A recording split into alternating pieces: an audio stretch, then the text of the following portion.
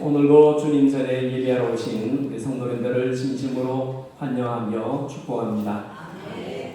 우리 여전도의 사업부에서 냉면을 팔게 되면 이제 여름이 온 듯 아주 피부로 느껴집니다.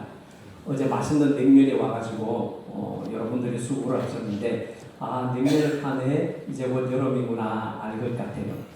자, 여름날의 뜨거운 이렇게 열기가 기승을 부리면 무더위를 이렇게 식혀주라는 것으로 미리 찾아오는 6월의 장마가 이번에는 좀 늦게 들이오는 것 같습니다. 일기예보를 보니까 이번 여름에는 일본 여행을 좀 삼가하는 것이 좋겠다. 그러면서 일본의 14개의 태풍이 아마 상륙하지 않을까 그렇게 예보를 하더라고요. 여러분 장마가 오든 일찍 오든 늦게 오든 간에 여러분 지난 한 주간도 별탈 없이 잘 지내셨습니까? 네. 건강하셨습니까? 네. 물론 건강이 어려운 분들도 있었으리라고 생각합니다. 그러나 힘들든지 아프든지 건강하든지 간에 오늘도 내게 생명 주셔서 하나님의 은혜로 하루하루 살아갑니다.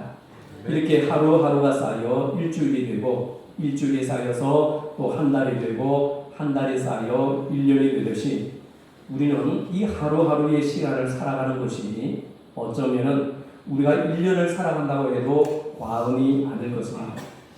어느새 시간이 흘러서 6월도 절반 가까이 왔습니다.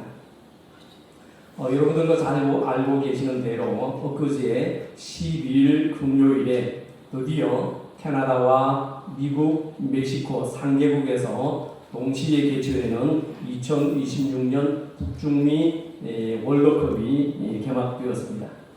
그래서 월드컵 경기가 금요일에 시작됨으로 말미암아 하루 모자라는 약 40일간의 긴 여정에 들어갔습니다.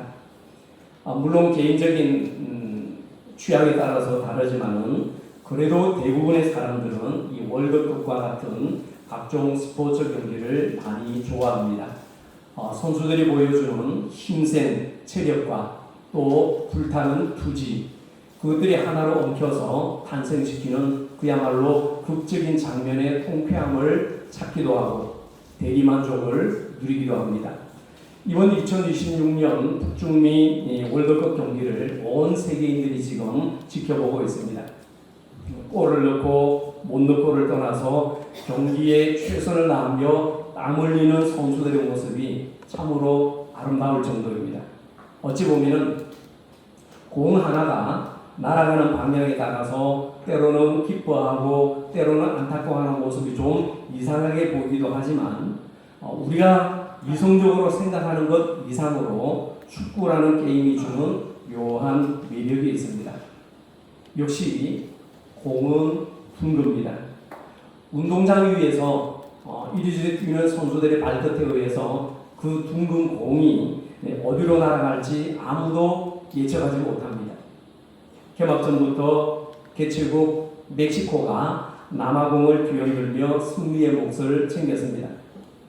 축구공은 둥급니다.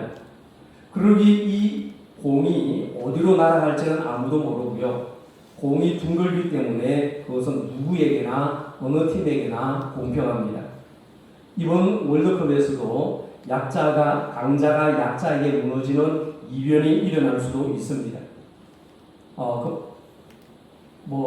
아침 7시부터 진행했던 이 브라질과 모로코, 브라질은 피파 랭킹 한 2위 정도 되죠.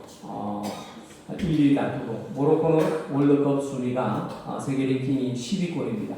아주 강대국에 붙었는데 지금 개막전 초부터 지금 엎치락뒤치락 하며 우승을 장담했던 팀들이 별로 우승을 챙기지를 못하고 있습니다. 아무튼 운동 경기가 주는 그런 재미나 매력이 바로 이런 데 있지 않나 생각해 봅니다. 만일에 모든 경기의 승부가 그 팀의 수준이나 실력에 따라서만 결정된다면 무슨 재미가 있겠습니까?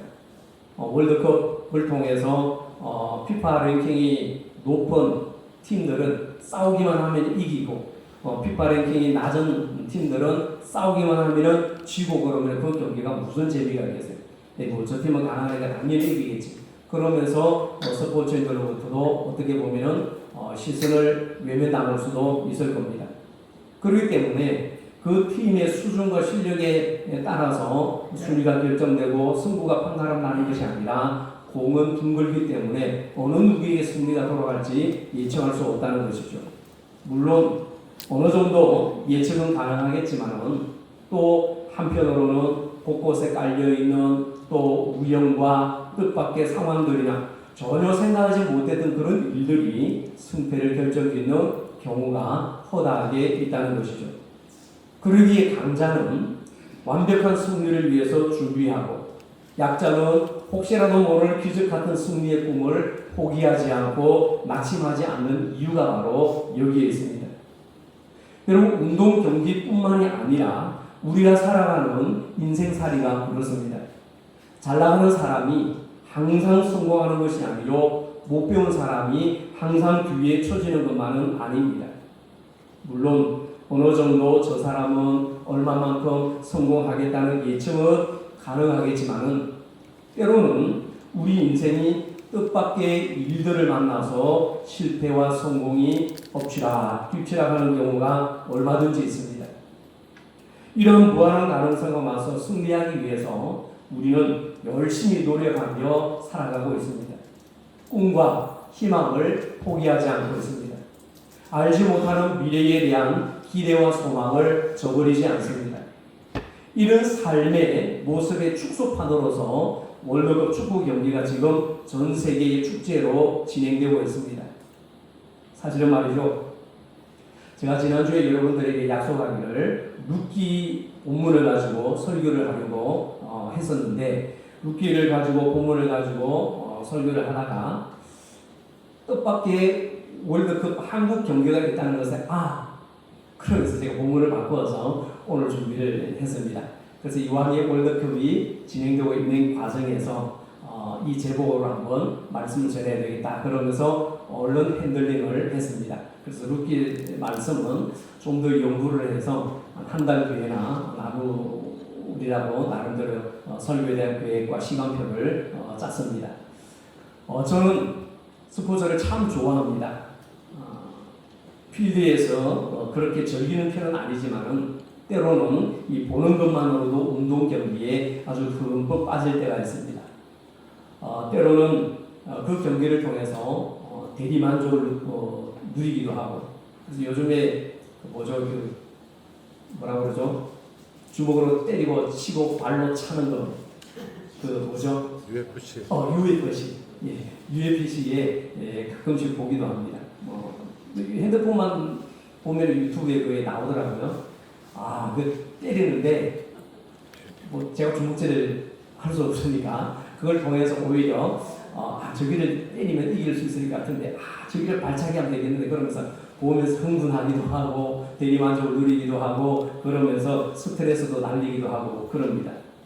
아무튼 지금 진행되고 있는 월드컵이나 여러 가지 스포츠를 통해서 운동 경기를 통해서 많은 교훈과 진리를 배울 수도 있기 때문이죠. 자, 그래서 오늘 이 신앙의 월드컵이라는 제목을 가지고 우리가 말씀을 나누는데 그 교훈의 첫째는 말씀드린 대로 영원한 승자가 없음을 다시 한번 확인하는 일이 스포츠를 통해서 볼 수가 있습니다. 오늘의 승자가 내일의 패자가 될 수 있기 때문이죠.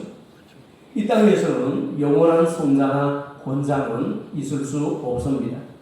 한 번 승리가 영원한 승리가 아니기에 그렇습니다. 물론 영원한 영광도 없습니다. 그러기에 영원한 승자가 이 땅에는 없는 것이죠. 자, 두 번째는 자만은 금물이라는 사실입니다. 자만은 금물이다. 오만한 자세를 가지면 패합니다. 권투 경기를 하는 사람들이 이 상대방 선수가 만나서 이제 인사를 통해서 이 조를 하게 됩니다. 그런데 꼭 유독 보면은 한 사람이 다른 상대방 선수를 도발하는 분이 꼭 있어요. 그런데 보면 거의 공통점이 뭐냐면은 인사를 나눌 때 도발하고 교만한 그 선수는 필드에서 반드시 지는 확률이 높다라는 것을 많이 볼 수가 있습니다. 왜 그럴까요? 진정한 강자는 교만하지 않기 때문입니다. 우리말로 하면은 진짜 힘 있는 사람은 깝죽대지 않기 때문이죠. 뭔가 좀 실력이 있다, 연습 좀 많이 했다 그러면요, 상대방을 아주 얕잡아 보면서 자기가 오만한 그 모습을 다 보입니다. 여러분, 그리고 또 자만해서 연습을 소홀히 하면 결과가 그대로 나옵니다.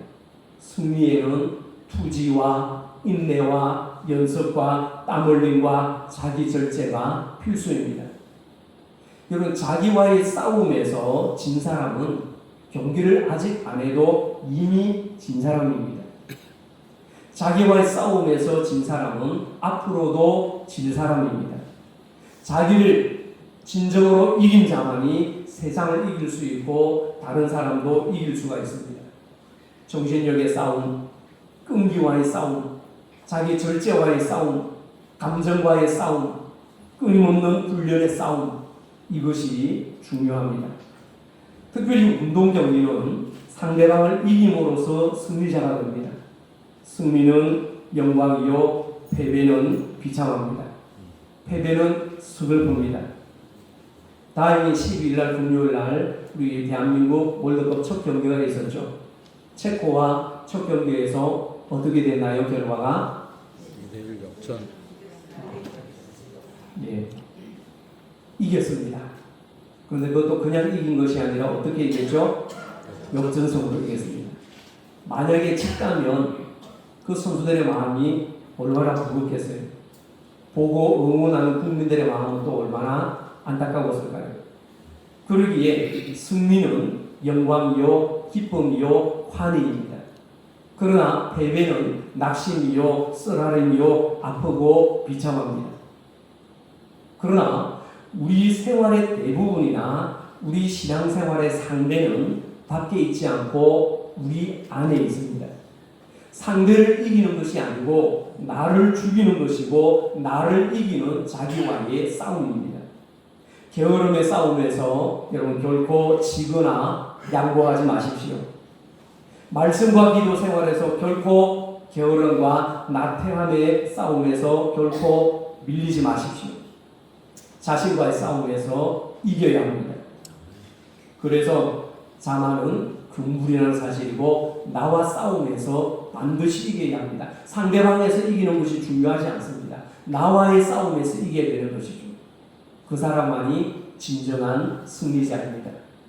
자, 세 번째는요, 우리가 이 월드컵을 통해서 스포츠 경기를 통해서 배울 수 있는 교훈은 뭐냐면은 승리를 위해서는 지불해야 하는 대가가 너무나도 크다는 사실입니다. 운동선수는 내가 원하는 바람직한 성적을 거두기 위해서 전심전력을 기울입니다. 그 승리를 위해서 전심전력할 때 때로는 힘듭니다. 때로는 고독합니다. 때로는 정말로 고통스럽습니다. 칼에 매이는 살을 에이는 듯한 그런 힘겨움과 처절하게 싸웁니다. 시간도 정력도 인생의 목표도 오직 하나를 위해서만이 쏟아붓습니다. 한 분야에서 오직 최고의 자리에 오르기 위해서는 다른 것을 다 포기합니다. 여러분, 승부는 스포츠 세계에서 승부는 몇 분 또는 몇 초라는 아주 잠깐 사이에 판가름이 납니다. 그러나 이런 시합에서 이기기 위해서 선수들이 얼마나 많은 훈련과 얼마나 많은 시간을 지불하고 투자했는지 모릅니다. 운동장에서 경기하는 그 몇십 분을 위해서 기본이 4년이고 그동안 수년 동안 이 일에 공을 들여왔습니다. 시간을 투자하고 몸을 만들고 잠을 줄이고 피나는 연습을 통해서 실력을 키워왔습니다. 바로 이런 모습은 우리에게 참 인생의 귀한 교훈을 주고 있습니다. 하나님 앞에서 믿음으로 모여 신앙생활하는 사람들, 우리는요 세상 사람들이 보면은 참 이해가 되지 않는 부분이 있습니다. 세상 재미도 모르고 일요일에 쉬는 즐거움도 빼앗기면서 놀지도 못하고 교회 간다는 것을 저들은요 이해하지 못합니다. 가장 큰 영적 만족을 위해서 덜 중요한 세상 일을 버린다는 이 진리를 그들은요 이해하지 못합니다. 그래서 예수 믿는 우리들을 향해서 주일에 교회 가고 예배드리는 우리를 향해서 그들은 말합니다. 세상을 무슨 재미로 사느냐고 도대체 알 수 없다는 듯이 고개를 갸웃거립니다. 미국이 나온 유명 부흥사 무디 선생은 부흥회를 인도하는 도중에 그만 과로로 쓰러지고 말았습니다. 그래서 많은 사람들이 염려하고 위로합니다. 그때 무디는 이렇게 말합니다. 이것은 나의 승리입니다. 나는 오늘도 하나님 앞에서 전도자의 책임을 다해가고 있기 때문입니다. 이렇게 말했습니다. 여러분 무슨 말입니까? 나는 쓰러져서 이대로 죽는다 해도 다른 기쁨, 다른 즐거움을 다 누리지 못한다 하더라도 나는 내 삶의 목표를 향해서 달려간다는 것, 나는 내 신앙의 목표를 향해서 살아간다는 것, 그 자체가 소중하다. 이런 말이 아니겠습니까? 여러분, 우리가 하나님 앞에서 이 세상이라는 인생의 운동장에서 달려가고 있습니다. 인생의 궁극적인 승리를 위해서 다른 모든 것은 다 포기해도 아깝지 않다는 것이 있습니다. 또 아깝지 않지요. 왜 그럴까요? 그것은 하나님의 영광을 위한 일이고 주님이 기뻐하시는 일이기 때문입니다. 그리고 네 번째 우리가 월드컵에서 배울 수 있는 교훈은 뭐냐면은 반칙은 절대로 용납되지 않는다는 사실입니다. 운동은요 철저하게 규칙을 지켜야 합니다. 이 규칙에서 벗어난 지나친 행동을 하면은 반드시 심판의 판정을 받게 됩니다. 어김없이 레퍼리가 말리게 되고 그것이 심할 경우에는 규정을 어길 경우에는 적게는 경고를 받거나 심한 경우에는 퇴장을 당합니다. 지난 금요일 이 개최국인 멕시코와 남아공의 개막전 경기에서 무려 빨간 카드가 3장이 나왔습니다. 아무리 골을 넣었다 하더라도 규칙에 어긋난 것이면 그 골은 인정되지 않고 아무리 열심히 운동해서 땀 흘리고 열심히 뛰어다닌다 할지라도 규칙에서 어긋난 선수는 경고를 받거나 지나치면 퇴장을 당하게 됩니다. 여러분, 우리는 이 땅의 편만한 부조리를 강조한 나머지 이 세상에 하나님의 공의가 없다고 너무나 쉽게 말해서는 결코 안 됩니다. 우리 하나님은 어제나 오늘이나 언제나 살아서 역사하심을 믿으시기 바랍니다. 하나님은 다 보고 계십니다. 우리의 일거수일투족을 다 감찰하시며 다 보고 계십니다. 나중에는요 다 판단하시고 다 셈하십니다. 거짓된 자에게는 결코 영광을 주지 않습니다. 하나님의 공의와 하나님의 규칙이 우리의 인생사례를 아주 공정하게 심판하실 것입니다. 그러기에 우리는 믿음을 잃지 말고 하나님 앞에서 정직한 마음으로 이 믿음을 붙들고 살아가야 합니다. 눈 가리고 아웅하듯이 그렇게 편법을 써서는 안 됩니다.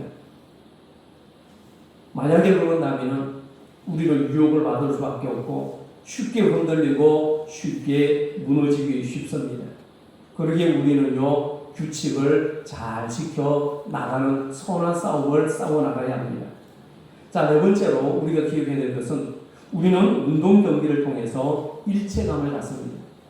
여러분, 월드컵 축구 경기를 한 번이라도 보셨습니까?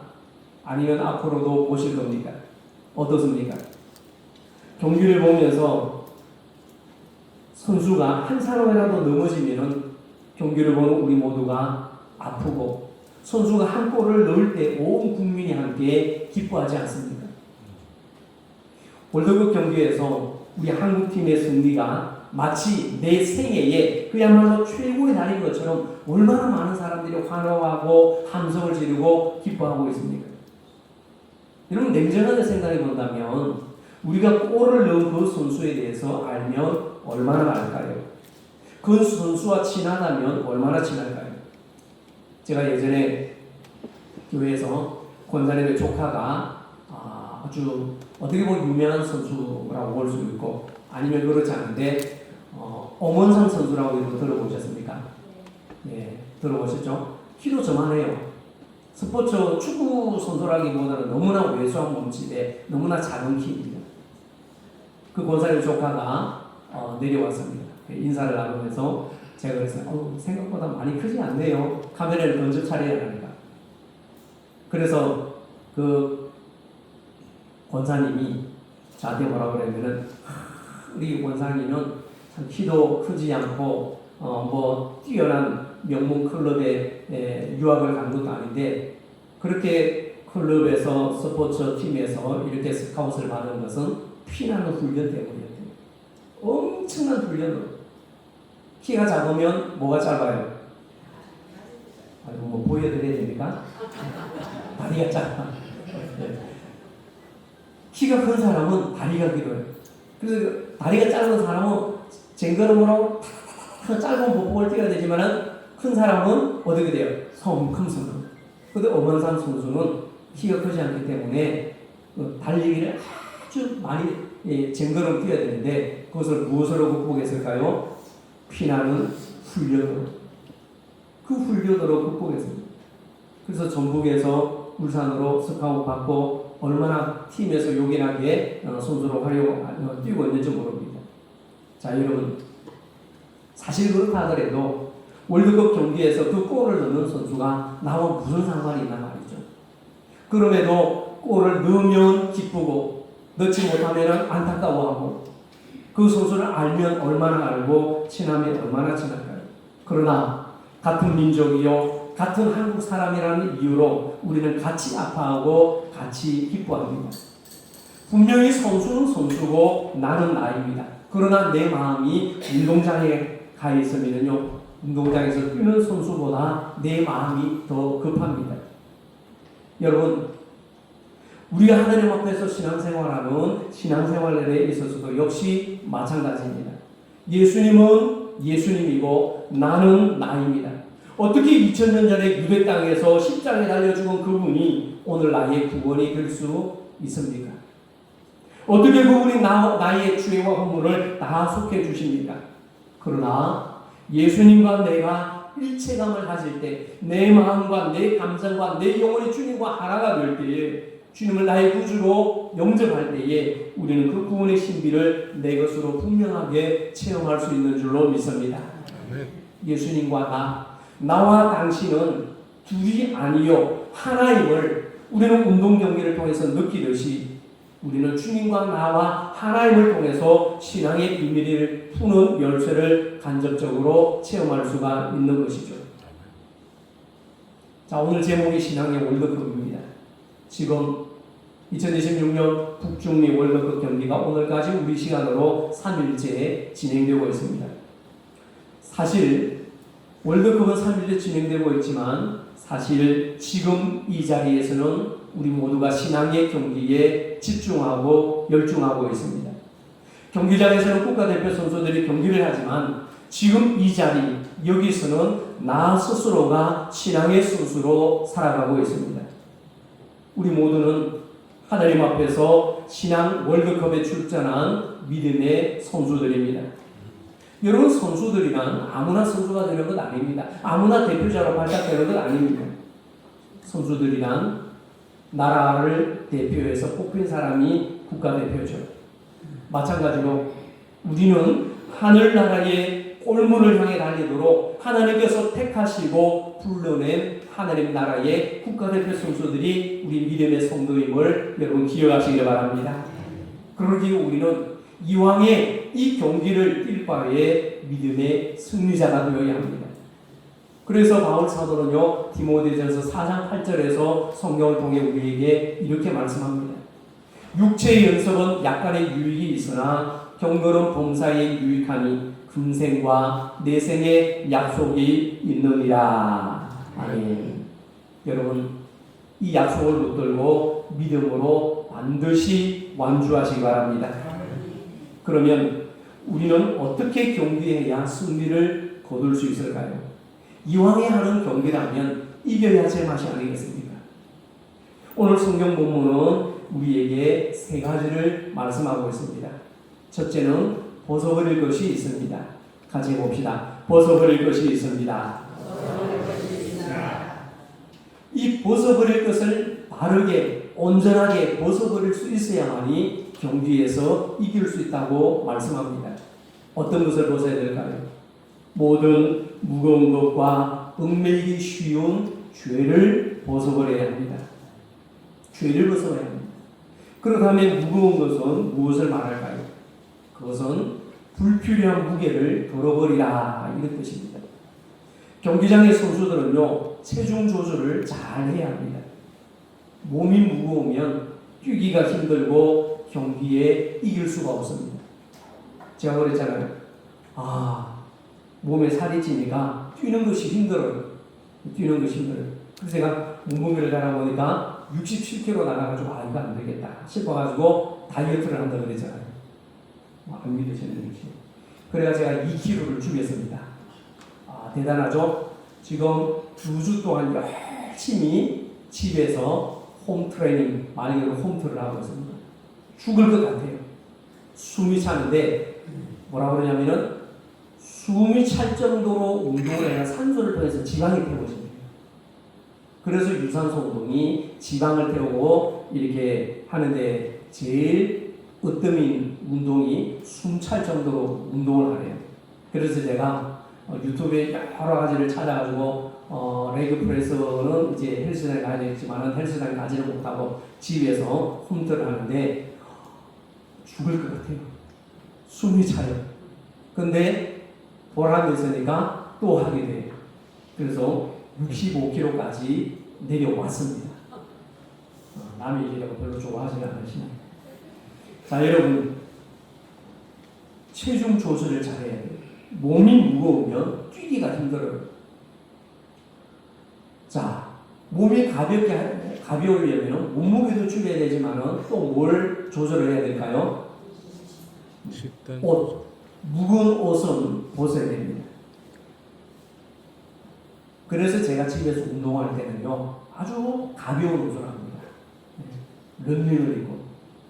자, 여러분, 경기장에서 뛰는 선수들이 그 경기에 맞는 유니폼을 입어야 합니다. 몸이 춥다고 옷을 더 껴입거나 몸이 덥다고 옷을 벗어서도 안 됩니다.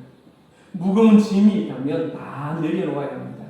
그것은요, 우리 신앙생활에 있어서도 마찬가지입니다. 내 신앙생활에 방해가 되는 짐은 과감하게, 온전하게 다 벗어버려야 합니다. 어떤 사람은요, 벗지 못하는 분이 있어요. 어떤 사람은 취미생활 때문에 신앙생활을 소홀히 합니다. 어떤 사람은 친구들과 사귐을 너무 좋아하는 사람이 있습니다. 그래서 그것 때문에 신앙생활이 방해를 받을 때도 있습니다. 어떤 사람은요, 텔레비전이 신앙생활에 방해되는 경우도 있습니다. 텔레비전에 넋이 빠져서 텔레비전을 보는 것 통해서 기도 생활을 하지 않고 말씀 생활을 경하지 않은 사람이 있습니다. 어떤 사람은 핸드폰 때문에, 어떤 사람은 유튜브 영상 때문에 손에서 핸드폰을 놓을 줄을 몰라요. 그 시간 때문에 기도하지 않고, 그 시간 때문에 말씀 보지 않고, 그래서 신앙생활에 방해되는 경우가 있습니다. 여러분, 우리가 살아가면서 사업도 중요합니다. 장소도 중요합니다. 생업도 중요합니다. 농사도 중요합니다. 그러나 때로는 이것이 하나님 앞에서 신앙생활에 장애가 되는 경우가 있습니다. 걸림돌이 될 때가 있어요. 자, 여러분, 이럴 때 어떻게 하시겠습니까? 이럴 때 어떻게 해야 합니까? 어리석은 사람은 이런 것들 때문에 신앙생활을 소홀히 합니다. 이런 짐들은 다 벗어버려야 하는데 이런 짐들 때문에 신앙의 경주를 포기합니다. 참 안타까운 일입니다.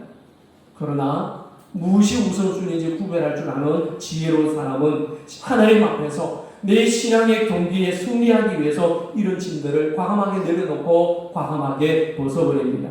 참으로 감사한 일입니다. 여러분, 또 우리는 얽매이기 쉬운 죄도 벗어버려야 합니다. 얽매이기 쉬운 죄, 이것은요, 우리를 아주 끈질기게 쫓아다니는 죄입니다. 나를 집요하게 붙들고 늘어지는 죄입니다. 나이가 착 달라붙어서 떨어지지 않는 죄들입니다.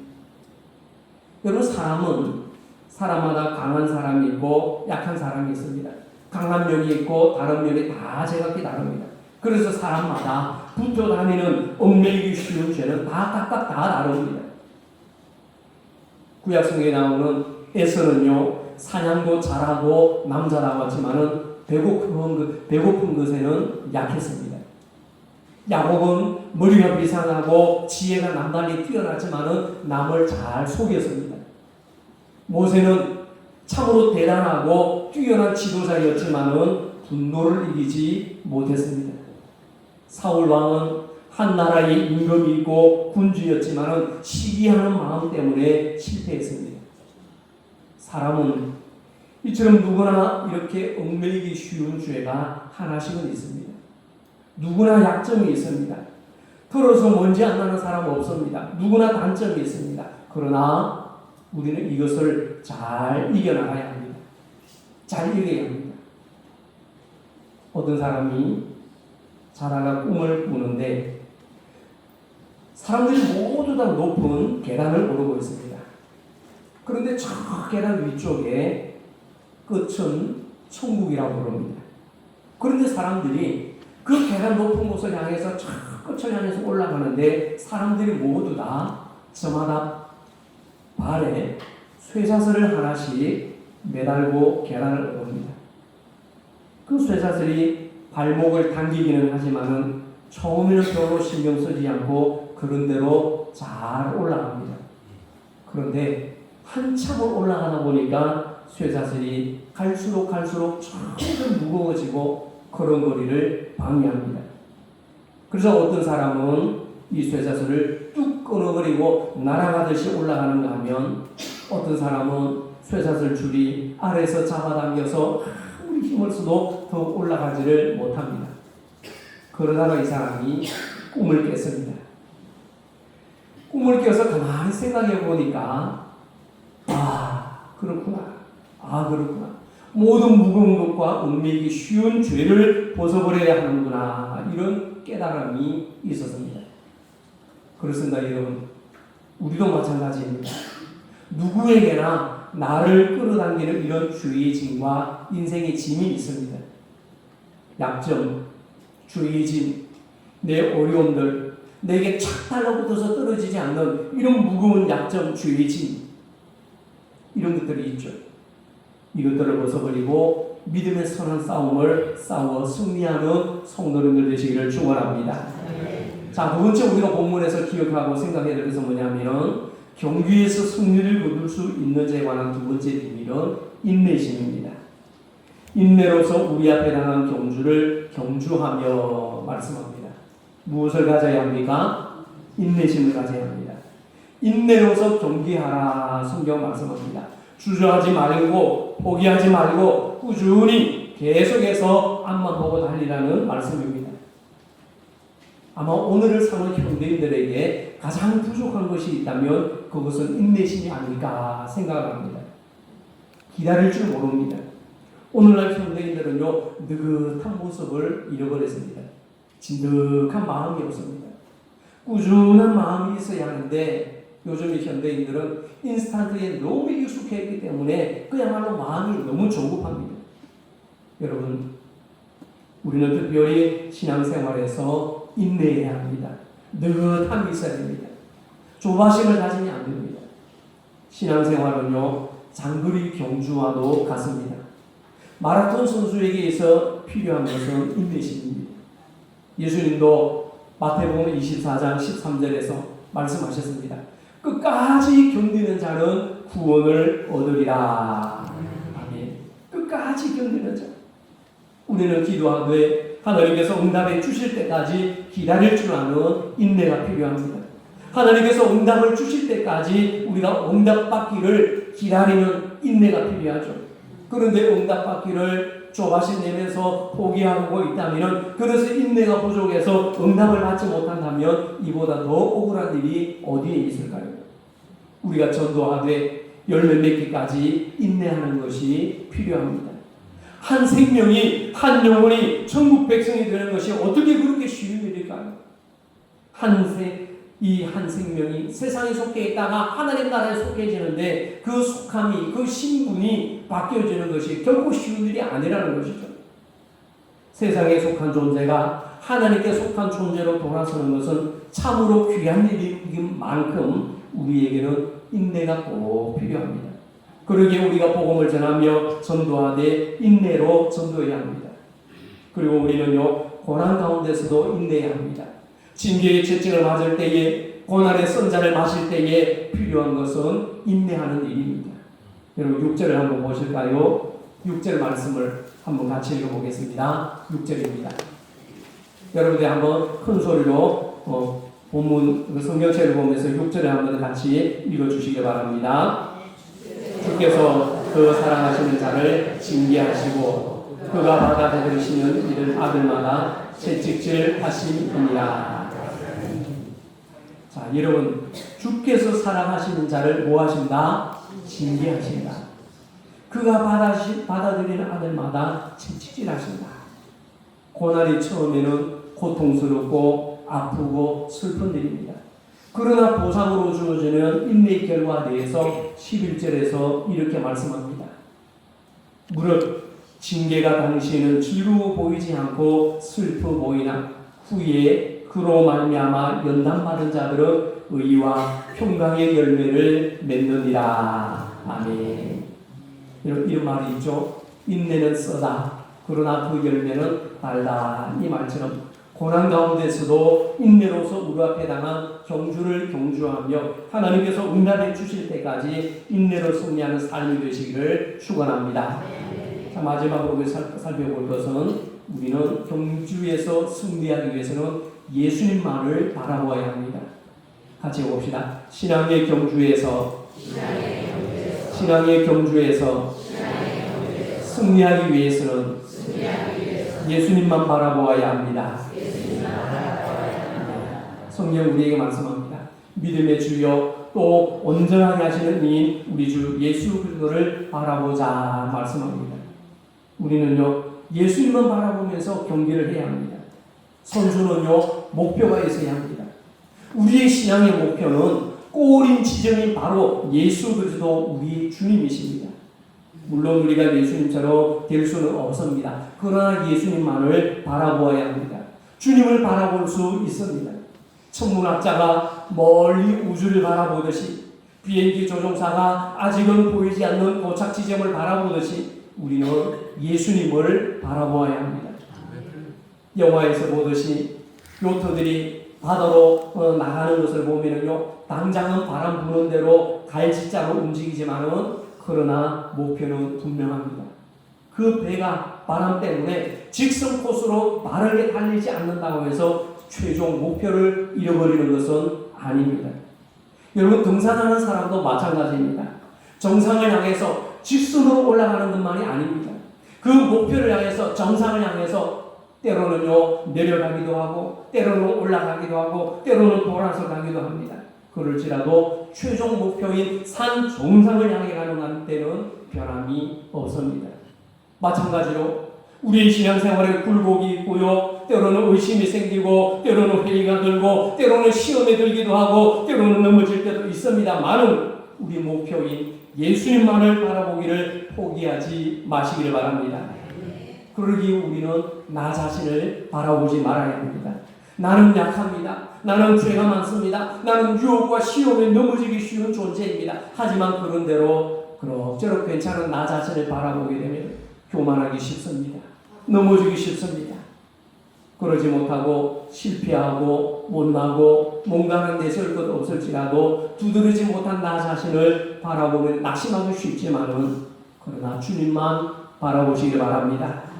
그리고 여러분 의식하면서 다른 사람 바라볼 필요 없습니다.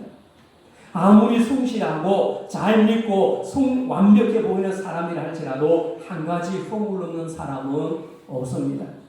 사람을 바라보고 예수를 믿다가는 낙심하기 쉽고 넘어지기 쉽습니다. 여러분 사람 보고 신앙생활 하지 마십시오. 목사 보고 신앙생활 하지 마시고 장로님 보고 신앙생활 하지 마시고 권사님 집사님 보고 신앙생활 하지 마시고 예수님만 바라보고 신앙생활 하시기 바랍니다. 사람 보고 신앙생활하면 넘어집니다. 걸립니다. 시험 겁니다. 넘어지고 패할 수밖에 없습니다. 사람에게 실망하면 교회를 떠납니다. 그러다가 그게 오래되면 예수님마저도 떠나게 됩니다. 여러분 예수님만 바라보시길 바랍니다. 예수님만 바라보시기 바랍니다. 건강할 때도 예수님만 바라보고 아플 때도 주님만 바라보고 병들 때도 주님만 바라보고 주님만 바라보시길 바랍니다. 기쁠 때도 주님만 바라보고, 슬플 때도 주님만 바라보고, 아플 때도 주님만 바라보고, 성공할 때도 주님만 바라보고, 실패할 때도 예수님만 바라보시기 바랍니다. 그리하여 운동장에서 뛰는 축구 월드컵에서만 이기는 것이 아니라 신앙의 월드컵으로 주님 안에서 내 신앙의 경주에서도 끝까지 완주하고 승리함으로 생명의 면류관을 내 것으로 소유하는 우리 청운의 모든 성도님들 되셔서 주님께 칭찬받는 모든 청운의 가족들이 되시기를 간절히 축원합니다. 기도하겠습니다. 하나님 아버지, 우리를 하나님의 사람으로 부르셔서 하나님의 자녀로 성도로서 믿음의 전선에서 영적인 경기에 나서게 해주심을 감사합니다. 주님의 은혜로 아름답게 이 선한 경기를 시작했습니다만 그동안 이 삶의 경기에서 얼마나 많은 반칙이 있었고 얼마나 많이 지쳤으며 얼마나 많이 넘어지고 패배하고 실격된 모습으로 살아왔는지 모릅니다. 주님 불쌍히 여겨 주시옵소서. 우리의 과거는 십자가 밑에 묻어버리게 하시고 이제는 내 몸을 쳐서 주님의 발 앞에 순종하게 하시옵소서. 참으로 주님의 말씀과 진리로 나의 신앙의 인격과 성품을 주님의 말씀대로 길들여 가게 하여 주옵소서. 그래서 이 영적인 경건의 경기에서 강하고 온전한 선수가 되어서 최후의 면류관을 얻는, 승리의 면류관을 얻는 하나님의 백성들이 되게 하여 주옵소서. 오직 주님만 바라보고 주님만 붙들고 주님만 의지하며 살아가면서 영적인 신앙의 월드컵에서 영원한 저 나라의 꼴이 날 때까지 우리 앞에 놓인 부름의 상을 얻기 위해 앞만 보고 달려가는 신앙의 경주자들이 되게 하여 주시옵소서. 우리 한 사람 한 사람 통해서 하나님 큰 영광을 받으시고 영적인 신앙의 승리의 월계수를 얻을 때까지 주님만 바라보고 주님만 의지하고 영원한 승리의 꼬리를 위해서 앞만 보고 달려가는 저희들 되게 하여 주옵소서. 우리 주님 예수님 이름으로 기도하옵나이다.